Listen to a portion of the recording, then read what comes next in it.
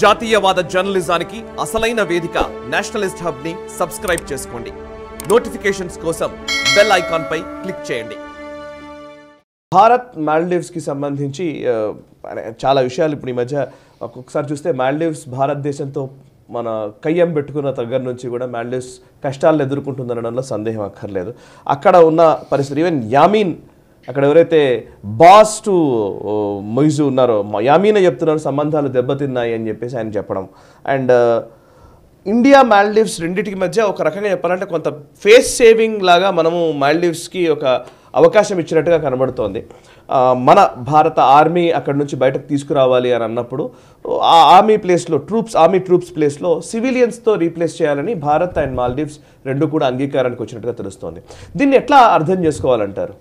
అంటే ఆయన pro China పంథం వదలట్లేదు Muizzu. వాళ్ళతో ఫ్రీ ట్రేడ్ అగ్రిమెంట్ చేసుకోవాలనే ప్రయత్నం చేస్తున్నాడు ఆయన చైనాతోటి. అలాగే చైనా యొక్క రీసెర్చ్ వెసల్ని అక్కడ రావడానికి పర్మిషన్ ఇచ్చాడు ఆయన. అలాగే వాళ్ళ ఇన్వెస్ట్మెంట్స్ని గణనీయంగా పెంచే ప్రయత్నం చేస్తున్నాడు. మీ టూరిస్టులని చైనీస్ టూరిస్టులను మా దగ్గర ఎక్కువ పంపించండి అని కోరడం జరిగింది. సో ఆయన ప్రో చైనా టిల్ట్ ఏదైతే ఉందో స్పష్టంగా మనకు కనిపిస్తున్నది. రీసెంట్గా ఏమైందంటే ఇండియన్ కోస్ట్ గార్డ్ ఒక పెట్రోలింగ్ బోట్ వచ్చి మా మాల్దీవ్స్ సముద్రంలోకి చొరబడి మా బోట్లని చెక్ చేసే ప్రయత్నం చేసింది అని మనకు వ్యతిరేకంగా స్టేట్మెంట్ కూడా ఇవ్వడం జరిగింది. సో ఇటువంటివి భారత వ్యతిరేక స్టేట్మెంటు, ప్రో చైనా యొక్క యాక్షన్స్ ఈ రెండు మనం చూస్తున్నాం అక్కడ. సరే, ఆయన ఎలక్షన్ క్యాంపెయిన్లోనూ ఎలక్షన్ తర్వాత కూడా మనకున్నటువంటి సిబ్బందిని అక్కడి నుంచి తీసేయమని ఆయన కోరడం. సిబ్బంది ఎవరున్నారు? ఎయిర్ ఫోర్సు, తర్వాత నేవీ సిబ్బంది ఉన్నారు అక్కడ. నేవీ దేనుకున్నారంటే వాళ్ళ పెట్రోల్ బోట్స్, వాళ్ళ కోస్ట్ గార్డు అక్కడ చుట్టుపక్కల తిరిగి రక్షణ కోసం ఉన్నటువంటి వాళ్ళ బోట్స్ని మనమే వాళ్ళకి దానం చేశాము. దాన్ని నడిపించడానికి మన సిబ్బందే ఉన్నారు అక్కడ. అలాగే హెలికాప్టర్ పైలట్స్, చిన్న ఎయిర్ క్రాఫ్ట్ తీసుకెళ్ళి ఎయిర్ అంబులెన్స్ అంటాం కదా, ఏదో దీవిలో ఎవరికో కష్టం వచ్చింది, వాళ్ళకి ఏదో ప్రాబ్లం ఉంది, అక్కడి నుంచి ఎవాక్యువేట్ చేయాలి అంటే కనుక ఎయిర్ అంబులెన్స్ వాడుకోవచ్చు. దాన్ని నడిపించగలిగిన నైపుణ్యం ఉన్నటువంటి ఎయిర్ ఫోర్స్ ఆఫీసర్ అక్కడ ఉన్నారు. ఇప్పుడు ఏం చేశారంటే, ఇప్పుడు ఆయన ఎలక్షన్ క్యాంపెయిన్లో ఇండియా అవుట్ అని నినాదం చేశాడు కాబట్టి ఆయన మొహం చెల్లకుండా ఉండేటువంటి పరిస్థితి వస్తుంది ఈరోజు మనం అక్కడి నుంచి తీయకపోతే. ఆయనకి ఏదో ఒక ఎగ్జిట్ రూట్ ఇచ్చినట్లు మనం ఏం చేసామంటే, నేవీ తర్వాత ఎయిర్ ఫోర్స్ వీళ్ళిద్దరు పర్సన్ని మేము విత్డ్రా చేస్తాం, వాళ్ళ ప్లేస్లో సివిలియన్స్ని పంపిస్తామని చెప్పడం జరిగింది. అంటే సివిలియన్ హెలికాప్టర్ పైలట్స్, మనకు హెలికాప్టర్ ఆర్మీనే కాదు కదా, సివిలియన్స్ కూడా చాలా చేస్తారు కదా. సో అలాగే సివిలియన్ ఎయిర్ క్రాఫ్ట్ పైలట్స్ వీళ్ళు అక్కడికి వెళ్తారు. అలాగే సివిలియన్ బోట్ క్యాప్టెన్స్ వాళ్ళ టీం సివిలియన్స్ రీప్లేస్ చేస్తామన్నారు. అంటే వాళ్ళు భారతీయులే. మళ్ళీ మొయిజుకి కూడా మనం ఆయనకు ఒక ఏదో మౌన్ చూపించుకునేటువంటి పరిస్థితి ఇచ్చాము, మన ఇన్ఫ్లుయెన్స్ కూడా కాపాడుకునే ప్రయత్నం మనం చేస్తున్నాం.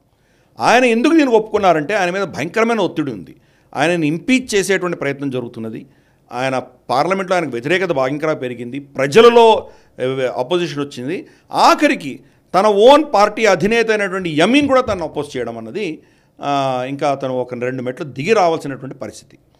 మేము భారతదేశంతో ఉన్న పళ్ళాన తెగదంపులు చేసుకోవడానికి మేమేం ప్రయత్నం చేయట్లేదు, కానీ మా సార్వభౌమత్వాన్ని మేము కాపాడుకునే ప్రయత్నం చేస్తామని ఏదో చెప్పి కొంత తగ్గించే ప్రయత్నం చేశాడు ఆయన.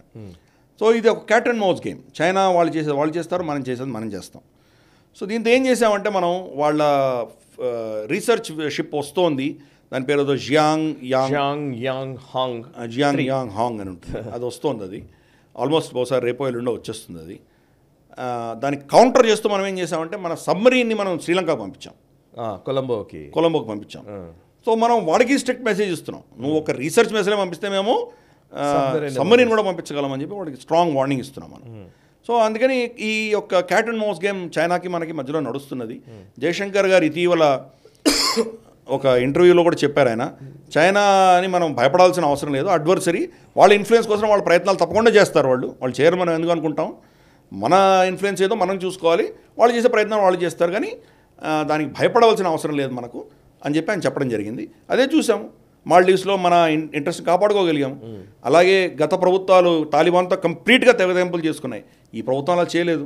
తాలిబాన్ తోటి సత్సంబంధాలు మెయింటైన్ చేస్తున్నాం, మనం రికగ్నైజ్ చేయకపోయినా మెయింటైన్ చేస్తున్నాం. అలాగే శ్రీలంకలో కూడా ఏమైంది, అల్టిమేట్గా వాళ్ళు మన దగ్గరికి రావాల్సి వచ్చింది. కాబట్టి ఇటువంటివన్నీ కూడాను మనం అలే చేస్తున్నాము. అలాగే బంగ్లాదేశ్లో షేక్ హసీనా నిలబెట్టుకోగలిగాము. ప్రచండ కూడా ఇప్పుడు క్రమేపీ చైనా కూటమి నుంచి మెల్లిగా భారత్ సైడ్ వచ్చేటువంటి ప్రయత్నాలు చేస్తున్నారు ఆయన. కాబట్టి ఇది ఒక diplomatic cat and mouse game అనేది జరుగుతూనే ఉంటుంది. ఒకసారి వాళ్ళ పైన ఉంటే మనం ఒకసారి కింద ఉంటాం, మనం పైకి వెళ్తే వాళ్ళ కిందికి వస్తారు. ఇదంతా కూడా పెద్ద చదరంగం లాంటిది ఇది. కరెక్ట్. కాబట్టి ఇది మేజర్గా మనం భయపడవలసింది ఏమీ లేదని నేను చెప్తున్నాను. రైట్.